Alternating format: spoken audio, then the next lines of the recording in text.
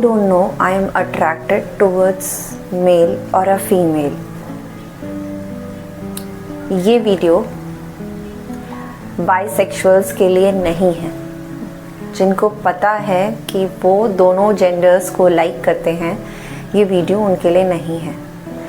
ये वीडियो उन लोगों के लिए है जिनको ये अट्रैक्शन दोनों जेंडर्स के लिए है, लेकिन वो जानना चाहते हैं कि ज़्यादा इंक्लाइनमेंट किसके लिए है, मेल के लिए है, फीमेल के लिए है। तो इस पूरी वीडियो को देखना ज़रूरी है उन लोगों के लिए जिनको ये समझना है कि मेरा जेंडर अट्रैक्शन किसके तरफ ज़्यादा है, जो अपनी लाइफ को सेटल करना चाहते हैं और समझना चाहते हैं कि कैसे वो बैलेंस बना सकें अपनी लाइकिंग्स के बीच, क्योंकि ये थोड़ा सा कॉम्प्लिकेटेड हो जाता है जब हमें दोनों चीज़ें पसंद आती हैं। लाइफ में वैसे भी ना, जब आप दो चीज़ों में चल रहे होते हैं तो you feel very suffocated in your own self. ये बिल्कुल भी नहीं होता कि अच्छा एक जेंडर की तरफ ही अगर आप जाना चाहते हैं और आपको कन्फ्यूजन है दोनों में, तो ये वीडियो उनको बहुत मदद करने वाली है। बट आपको वीडियो पूरी देखने के लिए लाइक, सब्सक्राइब और शेयर करना होगा, और ज़रूर शेयर करें उन फ्रेंड्स को जिनका के साथ ऐसा है। If you see in TV, in movies, आजकल जो ये टॉपिक्स है ना, इन पे हर कोई हर सीरीज़ में, हर मूवी में इस पे ज़रूर फोकस किया जा रहा है। स्पेशली OTTs पे जितने भी मैं बिंज वॉचिंग करती हूँ बहुत ज़्यादा, तो मैंने जितने भी सीरियल्स देखती हूँ उसमें ज़रूर एक एंगल ऑफ सेम लाइकिंग्स या डिफरेंट लाइकिंग्स पे दिखाया गया है कि एक जेंडर जिसकी शादी हो रखी है, फॉर एग्जांपल मेल है। जैसे मैंने सीरीज़ देखा था अमेज़ॉन पे, बड़ी फैमिली वाला सीरीज़ था, हैप्पी फैमिली शायद उसका नाम था। तो उसमें यही था कि उस मेल की ऑलरेडी शादी हो चुकी है, लेकिन when he get attach to some, उस मेल की शादी फीमेल से हुई है, but when he gets attach to same gender, male की तरफ वो जाता है, तो उसको सिमिलर फीलिंग आती है, और जबकि बहुत कंप्लीट फीलिंग आती है। यहाँ उसके बच्चा भी होता है, यहाँ उसके वाइफ भी होती है, लेकिन उसको अट्रैक्शन जब मेल की तरफ जाता है तो उसको एक कंप्लीटनेस की फीलिंग होती है। तो ये इस टॉपिक को समझने के लिए हमें पहले जेंडर्स, अपने आप को थोड़ा सा वर्क करना पड़ेगा कि मैं अगर दोनों जेंडर्स की तरफ अट्रैक्टेड हूँ, मेल्स की तरफ भी, फीमेल्स की तरफ भी, लेकिन मैं स्टिल बहुत ज़्यादा स्ट्रगल हूँ कि मुझे किसकी तरफ बढ़ के ज़िंदगी को आगे चलाना चाहिए। बीइंग अ बाइसेक्सुअल आप दोनों के साथ कर सकते हैं, बट जब भी आप दो कश्तियों में पैर रखते हैं तो आप हमेशा कंफ्यूज, परेशान, दिक्कत में ज़्यादा रहते हैं। तो क्योंकि एनी हाउ अभी हम इस कॉन्टेक्स्ट में ऐसा नहीं कर पाएंगे कि we keep two partners of a different gender. आप सेम पार्टनर, सेम जेंडर के साथ अपनी लाइफ आगे चले जाएं, वो अगर क्लैरिटी आपको है तो आप आगे जा सकते हैं। बट आप different genders with you and going ahead, आप बिहाइंड द कर्टेन चला सकते हैं, बहुत अच्छी बात है, चलाइए। But at some age you will feel कि यार मेरे को आगे बढ़ना है। एक स्टेबिलिटी जब चाहिए होती है ना, when you become 30, 32, 35, you feel you want a stability in life. और तब जब ये सवाल आता है ना कि मुझे तो ये भी पसंद है और मुझे ये जेंडर भी पसंद है, तो काफ़ी कन्फ्यूजन होता है। और इस कन्फ्यूजन की वजह से या तो हम रिलेशनशिप छोड़ देते हैं, क्या नहीं मुझे नहीं रखना है, ये बड़ा कन्फ्यूजिंग स्टेज है, या फिर आप अपने आप को आइसोलेट कर लेते हैं कि ठीक है मैं किसी के साथ भी नहीं जाती या जाता, या फिर आप किसी से मदद लेते हैं। तो ये वीडियो उन सबके लिए है जो इस फेज़ में है और आगे बढ़ना चाहते हैं। तो ये होना, पहले इस पे समझते हैं कि ये होना पॉसिबल है।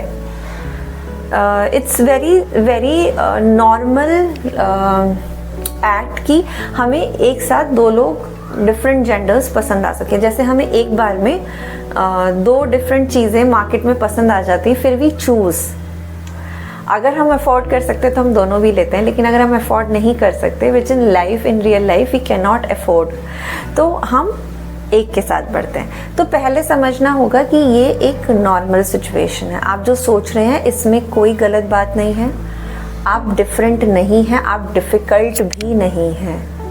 क्योंकि बहुत सारे लोग ये बात इसके लिए शेयर नहीं करते क्योंकि उनको लगता है मैं डिफरेंट हूँ, मैं डिफ़िकल्ट हूँ, मुझे एक्सेप्ट नहीं किया जाएगा।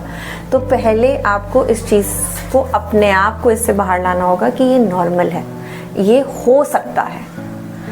हमारे सिनेरियो में, सोशल सिनेरियो में नॉर्मल नहीं लगेगा क्योंकि हम इसके बारे में बात नहीं करते। सोशल सिनेरियो में वो कोई भी चीज़ नॉर्मल नहीं लगती है जिसके बारे में बात नहीं हो रही होती है।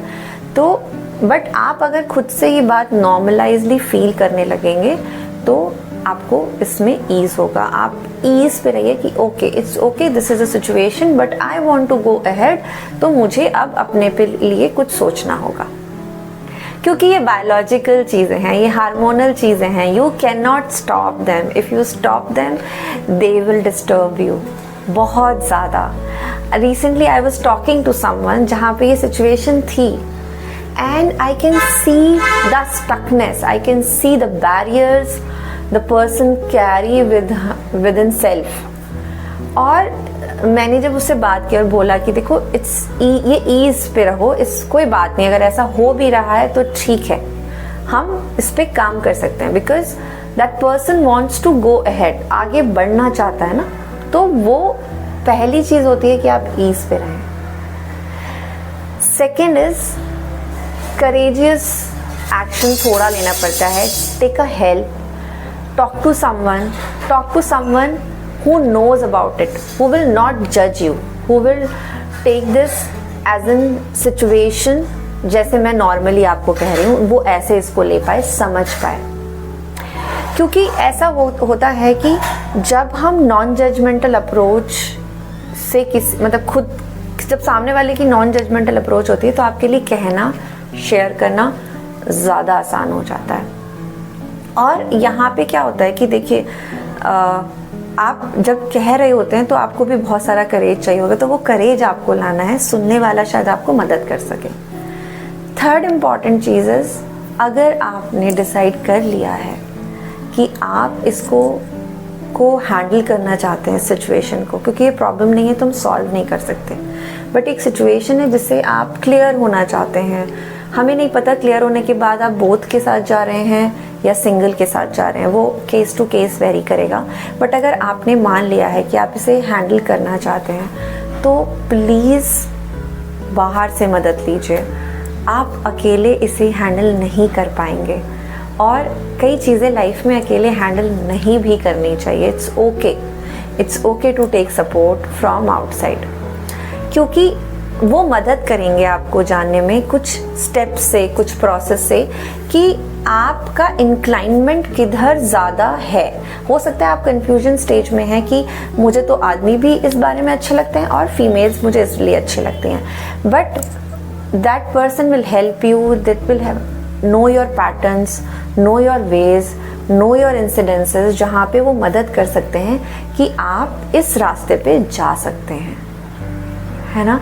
क्योंकि क्या होता है, जब अगर हम बाइसेक्सुअल भी हैं या हमें अपनी ये सेक्सुअलिटी का अंदाज़ा नहीं है बट पसंद दोनों जेंडर्स हैं, तो क्या होता है कि हमें ये नहीं पता चलता कि हो सकता है मुझे मेल्स की ये सारी चीज़ें अच्छी लगती हों, किसी की हाइट, किसी का बात करना, किसी का टच, किसी तरह किसी इंसिडेंट्स में आपको किसी ने अच्छे से होल्ड किया।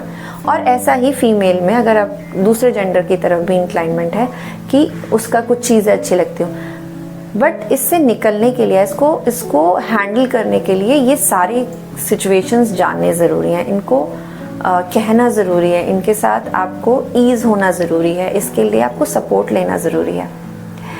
क्योंकि आप किसी भी कैटेगरी में हैं, आप LGBT क्योंकि किसी भी कैटेगरी में हैं, क्योंकि उसमें नॉर्मल भी आते हैं, उसमें बाय नॉर्मल मीन्स जिनका सिंगल अलाइनमेंट है, इट्स नॉट कि अब नॉर्मल है, no never. I respect each and every gender, उनके लाइकिंग्स भी, उनके डिसलाइकिंग भी।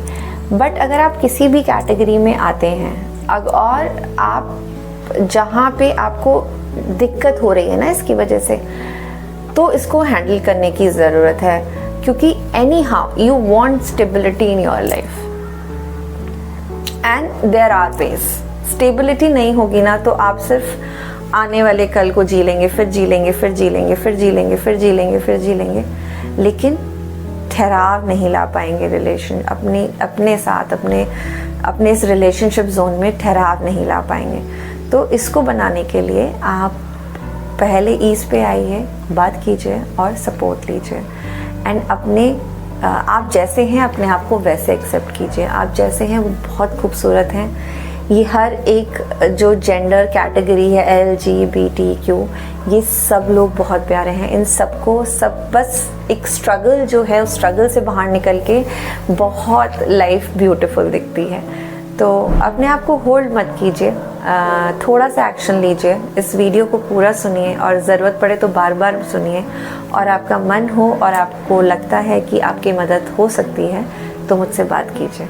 लिंक डिस्क्रिप्शन बॉक्स में है। इतने एफर्ट्स आपको करने पड़ेंगे कि आपको कॉल बुक करना होगा।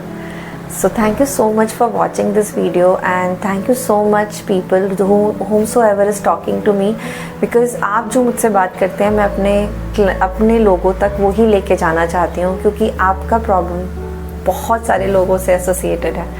बस आपने वो करेज दिखाया, जिसने मुझसे बात की उसने वो करेज दिखाया कि एटलीस्ट अपने जोन को, कंफर्ट जोन को ब्रेक करके किसी से कहा और उसके होल्डिंग पे या उसके सोल्यूशन पे काम करने की हिम्मत दिखाई। So thank you so much guys. I bless you all, I bless your soul, I bless everyone's life, I bless everyone's relationship. Thank you so much. Take care.